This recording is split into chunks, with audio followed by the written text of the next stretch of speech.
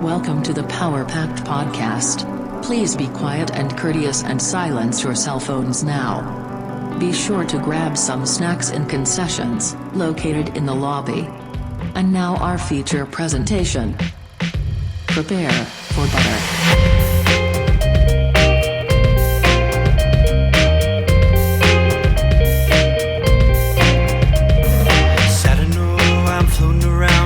Time, wondering if maybe I'm losing my mind.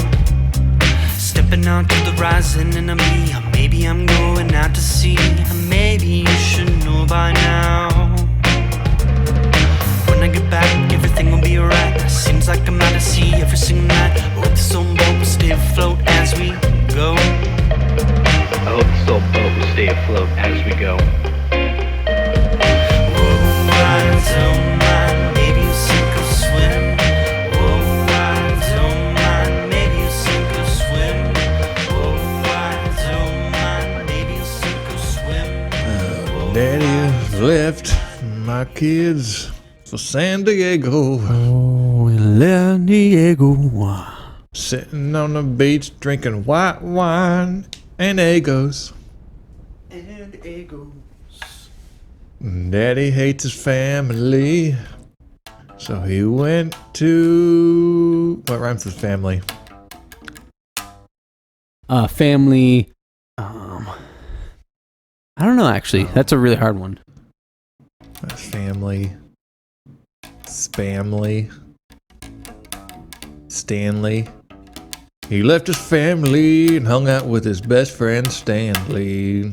Drinking white wine and pizza. Egos and cheesy sauce. Hey, I'm gonna just go ahead and crack open the soda pop that is our podcast and just start. I want to throw a little plan question. Open up that curtain again. Yeah. So last episode we had a little ad of our music, and then the music kicked on, and then the episode started. Ooh, I kind of like the vibe of having like an intro thing. I don't know. I mean, we could play around with it. I'm a boneless dolphin over here. I'm flexible, but just whatever, however we want to do it. I'm cool with the boneless dolphin analogy is a very good one. So I think.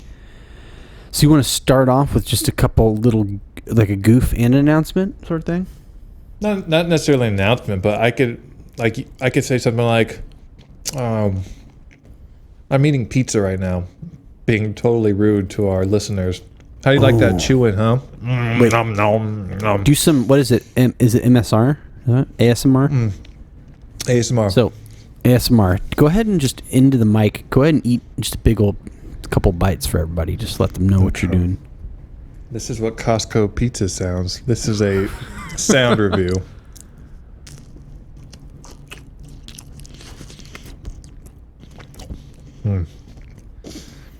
Is the Costco pizza? Is Costco... So, did you guys get like the straight up, like the outside, the little deli area, whatever you call it? Did you get that Costco pizza? Or did you go in and get an actual like full-size pizza and bake it at home? No, it's like the Kirkland 3-pack pizzas. Okay. And we got the wrong kind one time, and it was the nastiest pizza. Ooh, the yuck. Crust was so bad. And it wasn't just us that thought that. We actually did an experiment. We had people over. We made one good Costco pizza and then one nasty Costco pizza. And there was only slices taken for as many people as there were for the nasty ones, because they had one piece and then decided this is gross, and then they ate all the other pizza. So Oh, man. It wasn't just us. Man, we could spend a whole episode talking about it. Why not? Let's just dive into that. I agree that, because I'm thinking of your story, and I agree that store pizza, like the frozen kind or whatever, it can either be on point or it can be really nasty. And we had a nasty experience. Same thing as you, like pretty much verbatim. We got 2 pizzas from Fred Meyer. I think over there it's called Kroger or whatever. And we got the 2 pizzas, and one of them was like really, I don't know. It's like the crust was just very cardboard like, and it was very hard, and it was just like it didn't even it tasted not even as good as like school pizza. You know what I mean? It was bad. And then we had another pizza that was good. It was like a Supreme or a Meat Lovers or whatever. And I don't know if they cooked different or what, but one crust was nasty and one crust was like pretty good. So it depends. 7-Eleven has really good frozen pizza, surprisingly. 7-Eleven. I don't trust hot food at gas stations or convenience stores anymore. Just not a good time with taquitos. No, not the heat lamp ones, because I agree. If you eat that stuff, you're probably going to get food poisoning. But no, like the frozen pizzas they sell are actually pretty decent. Or I remember them being decent. Because one year, here's a little story. We're going to, the Harry Potter music comes in. I don't know why I said Harry Potter. I'll talk more about Harry Potter later. But one year, it was, I want to say, winter of 2014 or something like that, or 2013, I don't know. There's a really bad snowstorm in Oregon City, and I had my Saturn at the time, which was, I think, a rear wheel drive car, so it had no traction. And as you remember, where I was living at times, my parents, and they live at the very top of a hill in Oregon City, and my car got stuck halfway up the hill. Like, I just could not get up that hill. And I tried every hill, and I could not, like, side of the hill, and I could not get up. Anyways, I parked my car at the bottom of the hill by, like, the old high school, and then I walked up that damn hill all the way to the 7-Eleven. That's kind of by Super Torta. And I was like, okay. And I still had, like, a mile or two to get home, so I had a pretty long walk in the snow. And I was like, okay, I need some supplies for the winter storm that is coming. Brace yourselves, winter is coming, sort of thing. And I went... matey. Yeah, I don't know why I sound like a pirate, but I went to 7-Eleven and I got a frozen 7-Eleven pizza. Went home, it was like snowstorm blizzard, and I made it. And maybe that's why it was so great, is when I made that frozen 7-Eleven pizza, it just hit different. It was like I was walking in the snow for like an hour and a half or whatever, and I had that pizza and it was really good. So that was my experience with 7-Eleven frozen pizza. The pizza you get under the heat lamp, I don't recommend. Yeah, I think that's definitely part of it. When you trek all day and you're exhausted and tired, and you just have whatever meal you have right after. It's like the best thing in the world. It really is, yeah. Except it sounds like unless it was that Costco pizza you were talking about, the Kirkland pizza, maybe not so much. Well, the Kirkland is, I think, the good kind. We never keep the box, so I never know what kind we have. But the one we also got I think it was maybe you know how they make crust out of vegetables or something? It's like... Ooh, cauliflower, yeah. The cauliflower crust. I was going to say banana, but that would be disgusting. Ew, yuck. Yeah, stuff like that. Well, here, check this out. We got a Power Pack podcast, a podcast featuring two dudes and one cauliflower crust. Oh, yeah. Cauliflower crust is just like... So I was breaking out the automaton. I was just chewing to the mic, so you have like some background music. Oh, you said you're going to... I'm going to chew put this in the back? No, I'm chewing in the mic for you, so you have some background, like ambiance. Oh, perfect. For some inspiration for your metaphor. Do it. So it's almost like a symphony playing as someone reads like a poem or something. So yours is chewing Kirkland pizza. So my Power Pack, we are the Power Pack podcast. Two dudes, one friendship, and our friendship is truly like a pizza. Okay, so without a doubt, you can't have pizza without crust. Places have tried, like Papa Murphy's had that like weird keto pizza, and it was literally a plastic tray with cheese, sauce, and meat. And it's like, you animals, what are you doing? Making me eat out of a trough like a pig. And so I strongly think that there is no such thing as a pizza without crust, whether it be cauliflower crust, banana crust, flour crust with your gluten and everything. So Power Pack Podcast is like a pizza. And 100%, we are not a podcast without the people. The people listening, the people subscribing. John and I are honestly just the cheese and the sauce and whatever toppings. Like, that's us. But the podcast itself, what it is, it's community. It's everybody else, and that's what we are. We're just a big old pizza, and we've been seeing that. Our subscribers on YouTube have been going up a lot. We've been getting a lot of listens and plays and nice comments. So if you want to join that, go on over to YouTube and subscribe to JJ Fresh. We would love for you to check out our videos. We're going to be at almost 80 Power Packed episodes. We've got food reviews. We've got all sorts of fun things on there. And also, come check out the Discord. There's a lot of good stuff going on there. It's usually just me, John, and Crumb just chatting up. But you would have, if you were on there, you would have heard about the Cosmic Brownie, Little Debbie, Kellogg collab. The freshest collab since Lil Nas X and Billy Ray Cyrus. So get on over there and just check it out. Yeah, check it out. Guess what we got this coming week. Today and next week. I hate to do this to you, but we just we caught a sewer rat and we buzzsawed it in half the long way. And you're gonna get the left ear, left legs, half of the tail now. You're gonna get the right ear, right legs, the right half of the tail later. Because that's just how our schedules have been working. Summer's a busy time. It is. It's all my fault, though. John, you're a very kind man, but I'll just out myself. I am going on vacation next week, and I will not be able to attend the Power Pack podcast planning party recording fest. So, John's flexible boy.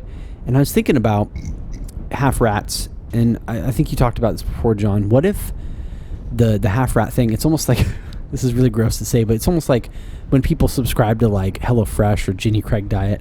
So it's like you sign up for a 2-month subscription. Then 1 month you get half of the rat, and then the other month you get the other half of the rat, and then the third month you get some like the sewing kit, and then you can taxidermy your own rat together. And that's basically what we're doing here. So if this was a perfect metaphor, that would be implying that HelloFresh, instead of sending you whole meals at a time, they send you, here's some meat. Now you got to wait a couple days because your vegetables are coming. Not wait a couple days. Here's your sauce. Hold on. Here's the instructions. But by that time, your meat's moldy. Yep. Hello, moldy Fresh. Meat. Wow. That's a perfect. I think we could rival them. And really, I wish we had all the money in the world so we could come up with fake businesses that would rival these big businesses, but the ideas behind them are so stupid and far-fetched that they would never succeed, but it makes the other businesses sweat. So HelloFresh here's about we call it Hell No Fresh. Help Fresh? Hell No Fresh, because by the time you get all your ingredients, it's not fresh. It's like, man, I got a bunch of rotten tomatoes again and spoiled milk. I was just wanted to make some tomato bisque soup and everything's rotten, and or we just straight up send them rotten ingredients every time. And so there's like they never get anything fresh. It's just like really old dumpster food. I don't know. Or we could have a competition with our subscription box. Okay, so we call it the JJ Fresh box of food. We'll work on that. That'll be a placeholder. And so you get this box in the mail like HelloFresh, except everything is randomized in the box. And the game is you have to come up with a creative dish based on the random set of ingredients in the box. Yeah. And there's like maybe you can sign up for a bake box where we just give you random amounts of sugar, flour, and all sorts of like cinnamon and weird stuff, but the amounts are different, and so you have to create like, I don't have enough flour to make cookies. Maybe I can make some sort of thin biscuit, a limp biscuit, some would say. And I got my pin over here, so I'm gonna keep rolling, and then maybe you have like a dinner box or a lunch box, some Lunchables. I don't know. We'll get it's called the JJ Fresh Food Box, and I like it. And it comes with a video camera, so you could submit your video creation to our channel and win cash prizes. And the only way to be eligible is to join our Discord. So do that and say hello. I like that idea. That's $1 million idea. You just like, I'm going to call you the $1 million man. You just like you come up with all these $1 million ideas, and that's another good one. It's just, I like the idea of this box, and I like the idea that it's not even, we don't have branding or anything. We just find a random box around the house, grab some ingredients from one of our houses, then grab an old like camcorder that may or may not work, send it to them, and be like, all right, make your meal. Do we send them a recipe too, or do we just say make whatever with these ingredients? Oh, it's Kinda freestyle. It's like walking into just a kitchen of unlimited possibilities. I like it. Yeah, maybe that could be what what our show's called, because they're gonna obviously make a Netflix series based off of this, and they'll be kind of like Nailed It, to where okay, it is Nailed It. It's Nailed It, but JJ Fresh style. So we're the judges, obviously, and we just randomize the ingredients behind every person's station. And it's kind of like the Iron Chef, where we say, make me a dish like this or with that or something. There's some sort of common theme, so all three contestants can kind of strive for that, but all their ingredients are random. Even their cookware is random. I don't have a spatula. I got 8 spoons. My oven's turned off. Just have like some curveballs thrown in there. Oh, I gotta start an open flame fire. Yeah. Ooh, I like that. Some people have just like a campfire in the middle, or like one of those oil barrels that's filled with like just like random garbage that's on fire. So they're having to cook over that. But another person has like one of those blast freezers that like, so they only have either like, they have things that make it really hard to cook, so they have to like really go to the extreme. I really hope we get our Netflix show here soon. Like someone doesn't have a bowl, but they have a caged hippo, and they have to hollow out its skull and use that as a mixing bowl. God. wait a second. So there's no bowls, so they couldn't buy like a $5 bowl or whatever, but there's a dead hippo in a cage, and they have to kill it. Like they have to hollow the hippo's skull out to make a bowl. And so they're spending probably at least, I don't know how long that takes. I don't want to Google it. I don't want to flag my internet provider because I don't know if they're endangered or not. But I am curious about that. That the levels. So I don't know. This show is dedication. That's It's kind of like that scene in Men in Black where they're taking the test in those uncomfortable chairs, and Will Smith is like, "I'm gonna just drag this table across the room." And it makes a loud noise, and everyone's looking at him like he's crazy. But he was the smart one in the room. It's a game of wits and, yeah. Wits and poachers. Wits and poachers. That's what the game show's called. Wits and Poachers. Perfect. Yeah, what a scare. I really hope we get some sort of game show. I guess, so let's say right now some executive heard our podcast, and they approached us and they said, I want to make a TV show.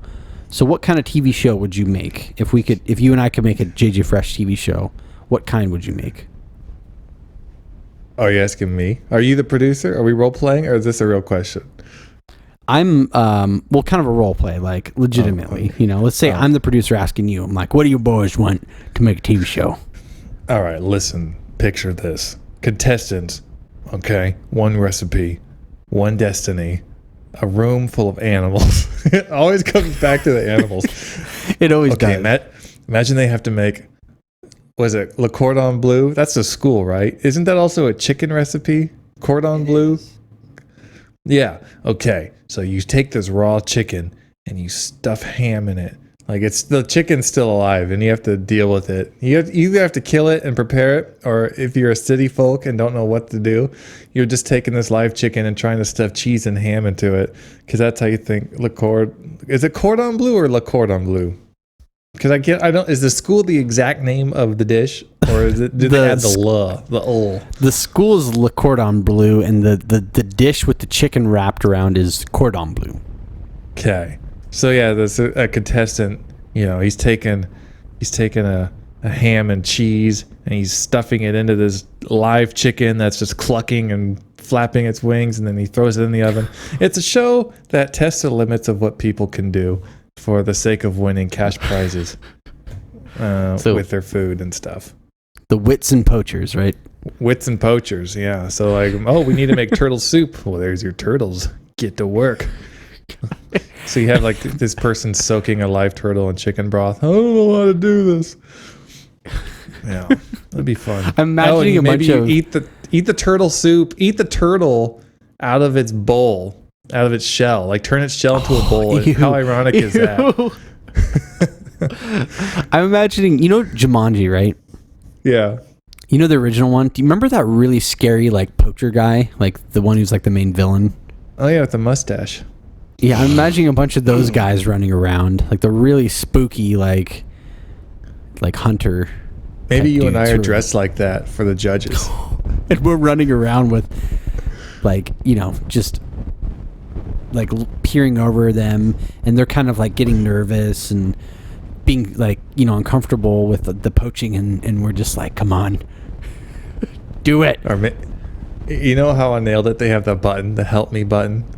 Oh my god. We'll have a poach it button to where if someone's too afraid to prepare their animal, they'll press the poach it button, and one of us will get up and we'll just perform an execution on the animal. Oh my god. That sounds horrible. Can you imagine? They hit the button and they're kind of sweating or maybe crying, and then you come down from the stands and you're putting your hands in the air, getting people hyped, and the crowd is clapping. They're like, poach it, and you're just like running around with your hands out, just feeling hyped, and then you come over and do your business. It's funny. The show always reverts back to anti-PETA related things, and it's kind of funny because we're a very wholesome podcast, but it just always comes back to it, and that's just how it goes. Once in a while, yeah. I mean, we love animals. We do, but sometimes we just got to be the NASCAR of the cooking world. We just gotta, we gotta be a little edgy sometimes. Yeah, we're like John and I are like a edgy punk rock band. We wear the black gloves and black fingernails, and we say stuff like, Nirvana rules, man. Yeah. Should we? Well, maybe not this episode. I was going to say we should make a punk song real quick, but I feel like that's a little too elaborate. Oh, because, I mean, all you need is 4 chords. And then you got to talk about something. Mom made me do my homework. Mom, how dare you? That could be maybe part of the first verse. I like it. I think we should make an angsty JJ Fresh pop punk or punk rock song, and just make it really that vibe. Like I saw a funny meme that I need to tell you about later if I remember. It's not appropriate for the podcast, but so we're half ratting. So this is 20 episode. Okay, we're 22 minutes in. I know we have some butter dome, so maybe we can do like the butter. What do we call it last time? The butter bowl. The butter bowl. Yeah, let's just butter bowl. Yeah, let's take some butter, put it in a bowl, put it in the oven, close it up. Open the oven 10 minutes later, and out pops a question from Crumbs. I feel like we answered this one last week, but maybe not. Are y'all pancake people or waffle people? I bet Guy could make a mean stack of either one. Crumb. Oh yeah. If we didn't answer that, I'm pancake. Okay, so we didn't answer this because I feel like this is really tough. So for me, what's really hard is it really depends, kind of like the application. I didn't mean to make this a difficult answer, but it kind of is. Where I think more of the time than less, I'm a pancake guy. I love pancakes. Recently, Andrea made some amazing pancakes. She did this trick where she had like powdered buttermilk and she put it in the mix. It was really good. It's all homemade. I love chocolate chip or blueberry pancakes. Yeah, but And I really like a chocolate chip pancake with peanut butter, and syrup. I know that makes me sound like just a monster, but it's really good. But I don't know if you've ever had Waffle Window in Portland or something like that, but there's something about a waffle, and I'm more of a savory waffle man. I like a waffle because my mom growing up, she would make these, she'd have the waffle griddle thingy, and she would make this batter that had ham and cheese, and she put it in there, and then we have like ham and cheese waffles. There's something about a savory waffle. So for me, it depends. For savory, but I gotta say, I'm not to even make it more complicated. Out of all of these things, these in that world of pancakes and waffles, I'm actually very much a crepe guy. I love crepes. Crepes Out of are left just field. out of left field. You know why? Because crepes are versatile, man. Crepes are versatile because you can make them savory, you can make them sweet, you can eat them by themselves. They're light. You know, there's just so much you can do with them. Because pancakes, you can't really do much with them besides sweet. I mean, you could have eggs and bacon with it. And waffles, same thing. You can make them kind of savory, but a crepe, you can put anything you want inside of it, and it's just like a magical fun time. So, Team Crepes. Every kiss begins with crepes. Nice. Cool. A Great question. Yeah, it was a good answer. You should give yourself a high five if you're able to. Thank you. I feel like high maintenance jerk because you're just like, oh yeah, I love pancakes. I'm like, let me tell you about something. Let me tell you why you're wrong and why crepes are necessary and important, and they've done amazing things for my body. Do so much with crepes. See, crepes, they have a waffles. We don't do waffles. They're too divisive. I mean, so many walls are put up by waffles, and each little pocket of syrup and butter get divided in the walls. We need something more unifying than waffles. I mean, there's a pancake, but again, it's separated from the savory. The crepe, it's sweet, it's savory. You could do whatever. You could put anything on it you want. You could put breakfast on it. You could put lunch on it. You can even put dinner on it. Crepe, it's what's for dinner. Oh. Bobby,